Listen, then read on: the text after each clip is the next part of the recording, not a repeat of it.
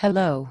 In this segment, I would like to share with you a brief description of several qualitative research approaches. The purpose of your project determines the approach you take in your research design. The first approach I want to share with you is phenomenology. A phenomenological study is one in which you wish to explore the lived experience of one or more people. That is, you want to know more about how someone experiences the world around them. You are investigating a particular phenomenon and what it means to others. In-depth interviews are typically used to collect data from the person about his or her experience with the phenomenon. The second approach is grounded theory, which focuses on developing new theory or expanding existing theory. It uses constant comparative method to analyze qualitative data of various kinds. Grounded theory was developed by Glaser and Strauss and recently has been described within a more postmodernist framework by Kathy Sharmas. Grounded theory uses a three-pronged approach to coding and analysis that centers on an inductive approach that allows the researcher to build theory that is derived from the data. Another type of qualitative approach is ethnography, which focuses on how culture and context affect the lives of a group of people. The group's beliefs, values, traditions, behaviors, and language are explored over time to enable the researcher to tell their story or create a picture of how the group interacts.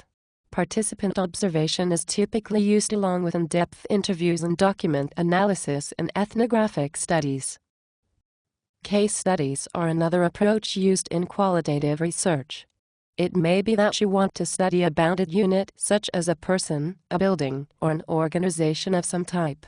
In this situation, you might find the case study design to be helpful. It is frequently used in single subjects research when exploring one case in depth or when comparing two cases. Oral histories or narratives are another type of qualitative research. They require that the researcher interview the participant in depth to learn as much as possible about the participant's life. These studies are usually conducted as a collaborative effort between researcher and participant. The point of oral histories is to learn the stories that make up the participant's life and to give a voice to the participant. Qualitative research has progressed through what Denson and Lincoln call moments of research. The first moment they describe is called the traditional period, which occurred from the beginning of the 20th century until about the time of World War II.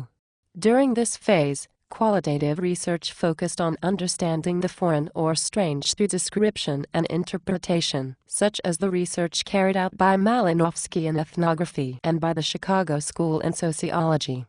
The second moment is the modernist phase, which took place from World War II until the 1970s, during which time qualitative research was made more formal. The third moment, which carries this research into the 1980s, is that of blurred genres. Denson and Lincoln labeled this phase as blurred genres because of the variety of paradigms and theoretical frameworks that were available to qualitative researchers, such as symbolic interaction, ethnomethodology, and semiotics. The fourth moment is the crisis of representation of the mid-1980s, in which the emphasis was on interpretation and presentation of findings. It focused on the construction of different versions of reality. For example, a person might respond differently, depending upon whether the question was asked when the action occurred or at a much later time in that person's life. The person might also respond differently, depending upon who asked the question and how the question was phrased. So, representation of multiple realities became an important issue in the development of qualitative research. Denson and Lincoln claim that the fifth moment, in the 1990s, saw a shift from the emphasis on theories to narratives, or to theories read as narratives. The sixth moment focuses on post-experimental writing that links qualitative research to policy, and the seventh moment is the future of qualitative research. Doing qualitative research is more than a series of steps you carry out.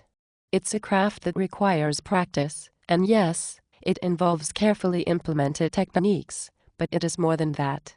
You might begin to think of it as exploring a landscape that you will need to describe to someone else who has not had the advantage of viewing it.